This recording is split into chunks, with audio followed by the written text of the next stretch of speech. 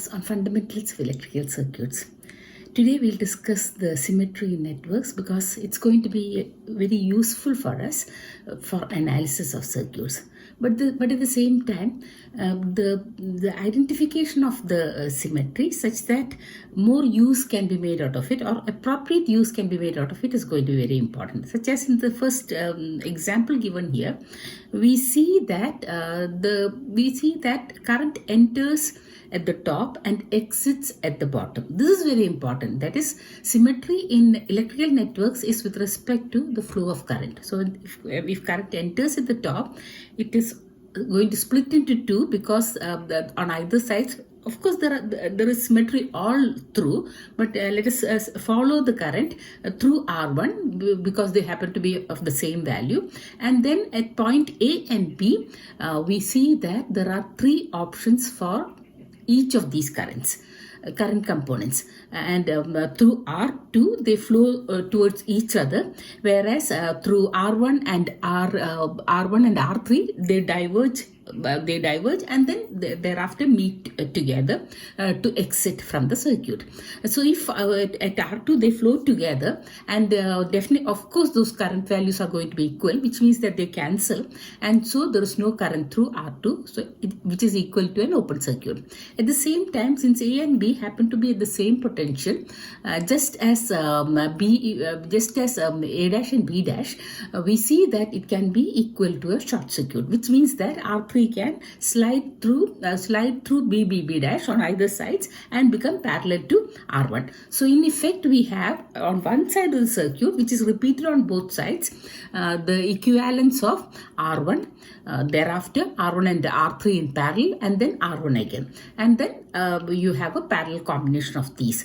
Okay, so that's one thing. And another thing is that from exit we see that the current that the source is going to be 11 volts. Okay, 11 is a very interesting number, just as 7, 17, 23, etc., which are all prime numbers, because in gate examinations I have noticed that they are most often they're not cancelable. Okay, so let's read the problem.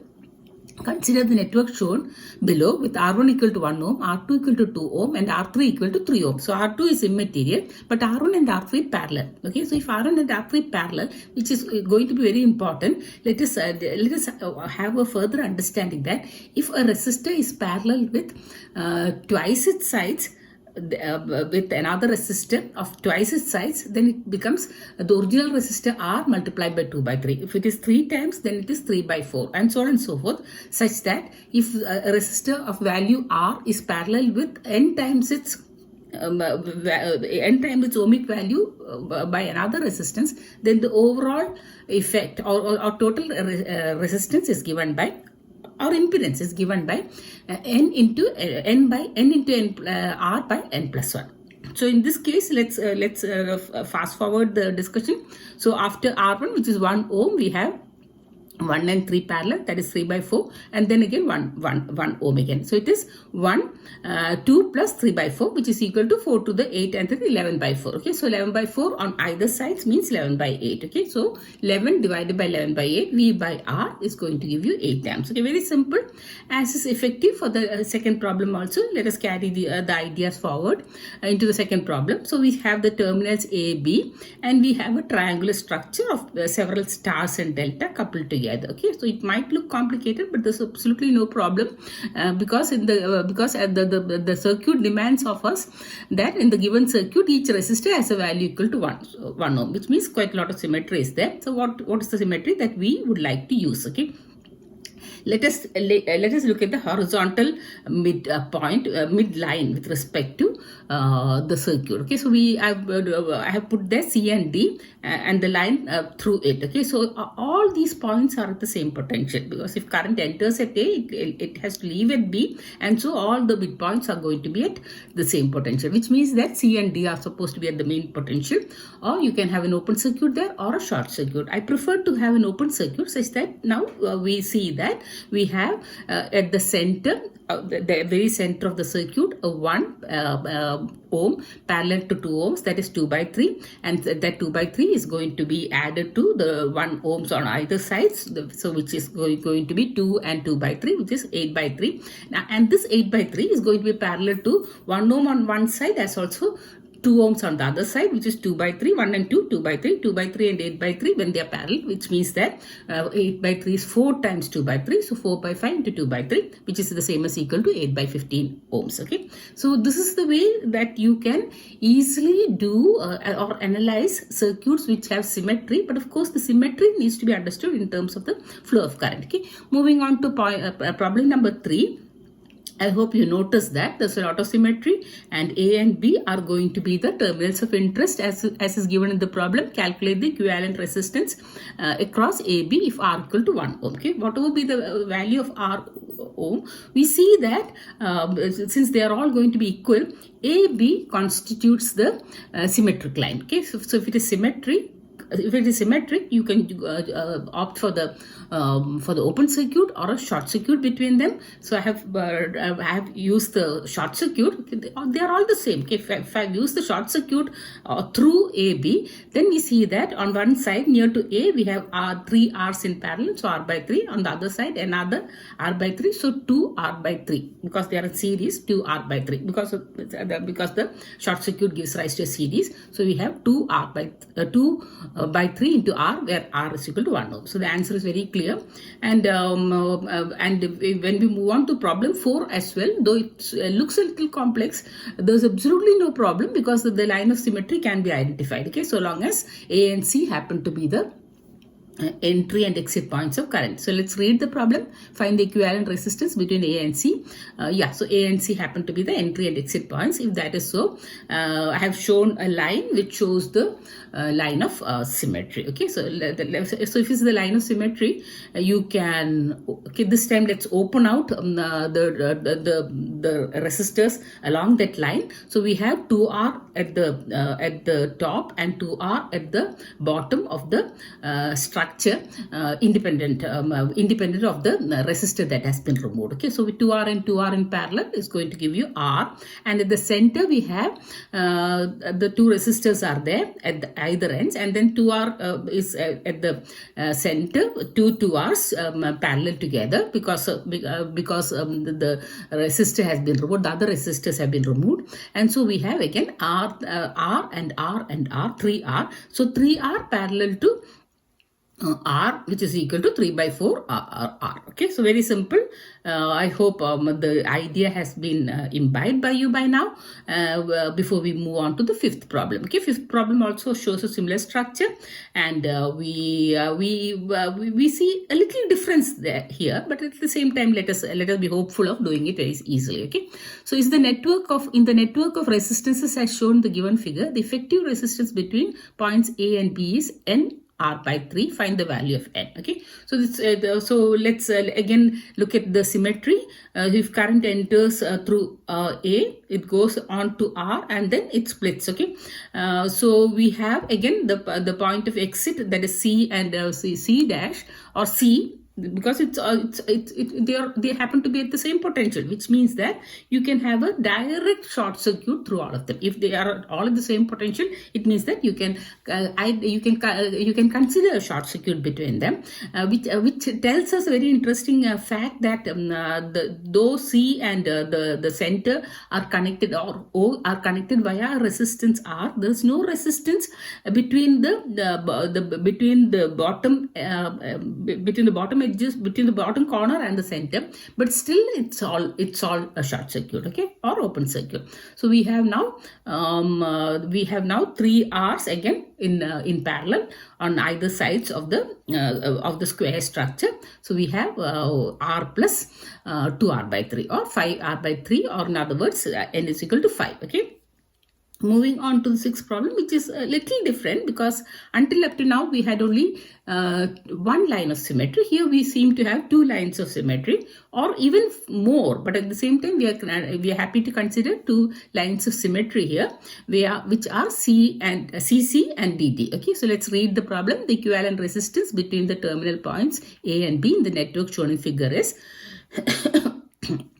Yeah, so let's see. Yeah, they are all of equal value of resistance R, and so we have a short circuit between CC and we have a short circuit between DD. So we also have a midpoint if we require, but it's easier to do it by having a series connection all through. So we have on either sides R by 2, because R and R gets parallel, and then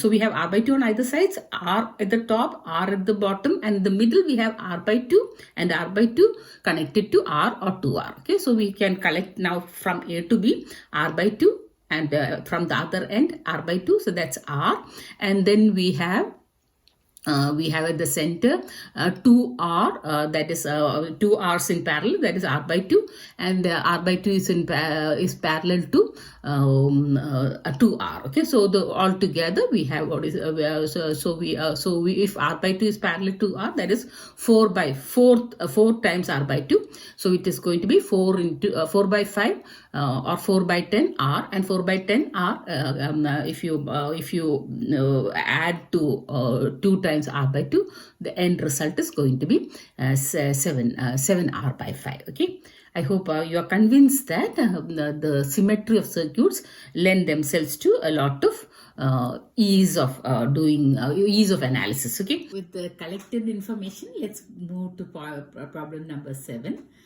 Which is a little different, but of course the array is more or less the same, but then it is differently arrayed, and so let's have a look at that. Okay, again there are two terminal points A and B, and the question is to find the equivalent resistance between A and B. Okay, so I have marked out 3 lines of symmetry, unlike in the earlier case. So 3 lines of symmetry to show a different way of doing the problem. Okay, so there several possibilities are there, but this seems to be a little easy, and it gives rise to an increase in the understanding. Okay, so we have now, as can be seen, at the left end we have 2 R's in parallel with parallel to an R by 2. So what does it constitute? It constitutes an R by 2 in parallel with another R by 2, that's equal to R by 4. Or in other words, the resistance between A and O have been cut into 2. Okay, has been cut into 2. So the same thing happens on the other end also. So we just take we are now just going to take the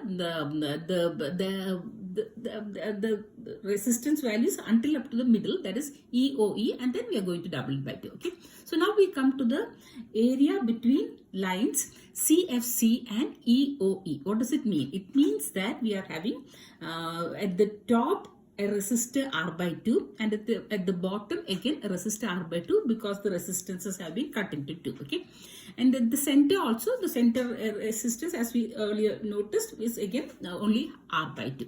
But in between we are having 2 resistances of value R. Okay, now they parallel together because the lines OFC and line EOE happen to be the paralleling lines. Okay, so the links that parallel all these resistances together.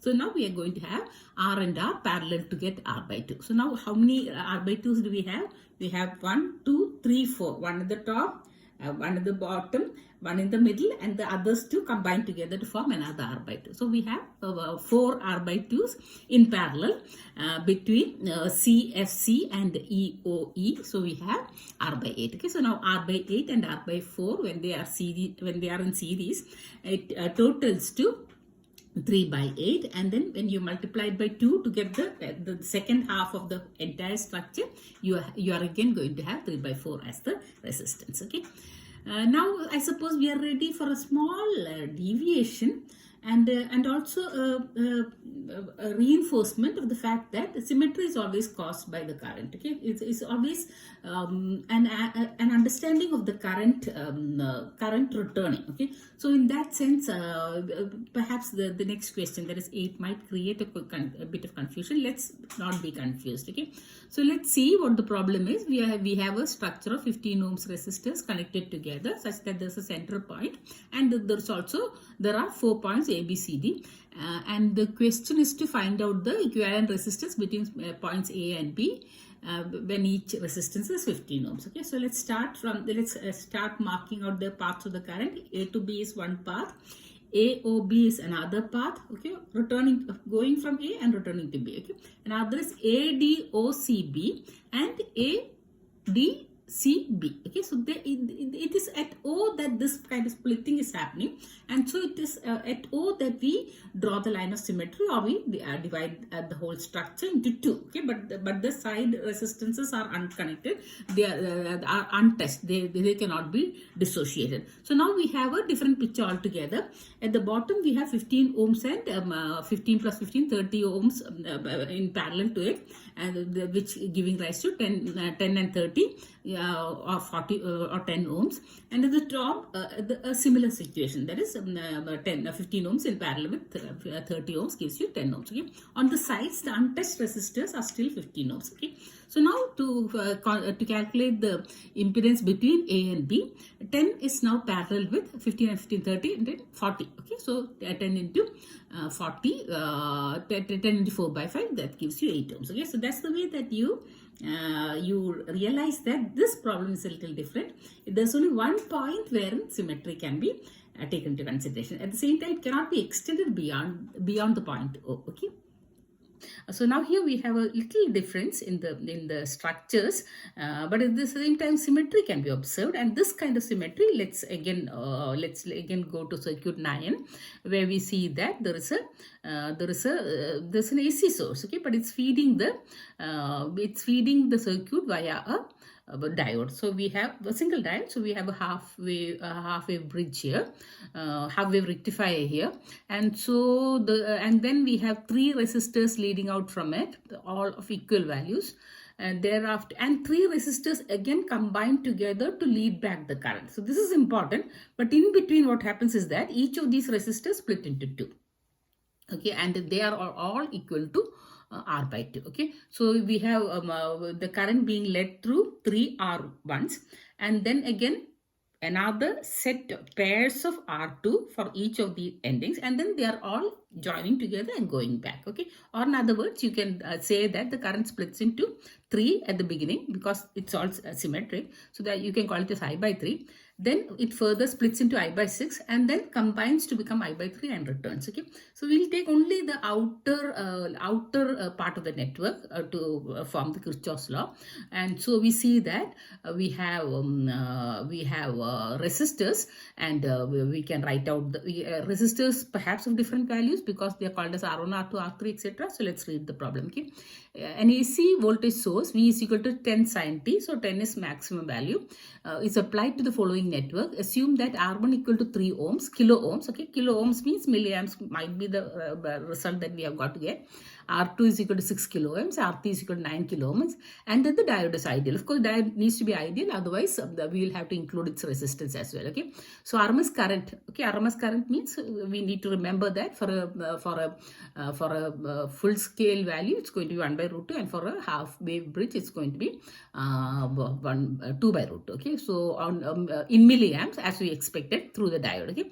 So it's very clear that we have a Kirchhoff's law as given by 10 by root 2, which is the RMS value of the voltage, equal to the RMS current flowing through it multiplied by multiplied by 2 the current flowing through it multiplied by 2 by root 2 into 1 by 3 into the first ohmic value 3k plus 1 by 6 into 6k plus 1 by 3 into 9k. So it altogether it becomes the same as equal to 2 by root 2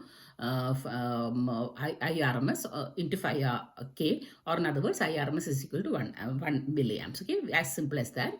And we can see that problem number 11 is also very much similarly oriented. It has even been dissociated to show us that a DC voltage when applied gives rise to a flow of current of I, which splits further into 2, okay, through equal resistances. The problem tells us that all the resistors in the circuit of figure are of 1 ohm each, the value of current I, okay. So we have I, then I by 2, then I by 4, because they split into 2, and each of them again split into 2, so we have I by 8. So we can take the periphery or the outer network, and so we can say that we can equate 1 volt is as equal to I into 1 plus half plus 1 by 4 plus 1 by 8, which is the same as, which tells us that I can be the same as equal to V divided by 1 plus half plus 1 by 4 plus 1 by 8, or in other words I is equal to 8 by 15. Okay, very simple. Okay, similar is the case for the cubic structure. The cubic structure is very similar to the problem number 9, but at the same time all resistors have the same value, and you are expected to find the resistance across the opposite ends, just as we did for the rectangular kind of the other kind of, that is as we did in problem 9. Okay, so similarly, so we have R equivalent as given by 1 by 3 plus 1 by 6 plus 1 by 3, which is equal to 5 by 6 ohms. Okay. So that's all for the time being. I hope the general scheme of things has been understood by you, in the sense that symmetry is very useful. It can for analysis purposes, but appropriate identification is required. And then when you have symmetry, it can talk about currents flowing through an element in both directions of equal magnitude, which means that they get cancelled, and so that resistor can be removed. They can also be replaced if the potentials happen to be the same on either sides. Then you can also equate it to short circuits. So open circuit or short circuit can be gainfully employed to simplify the circuit further, as also when we are having impedances in parallel, let's say impedances or inductances or resistances in parallel, we can always go for the fact that if a quantity is parallel to, if any of these quantities is parallel paralleled by and n times its value, then the overall effective impedance or resistance or inductance is given by n by n plus 1 of the smaller value. Okay, for capacitance it's going to be the reverse of the capacitance value. That's all. Okay. So I hope the symmetry is interesting to you, and the further classes will also be perhaps as interesting as we go. Thank you.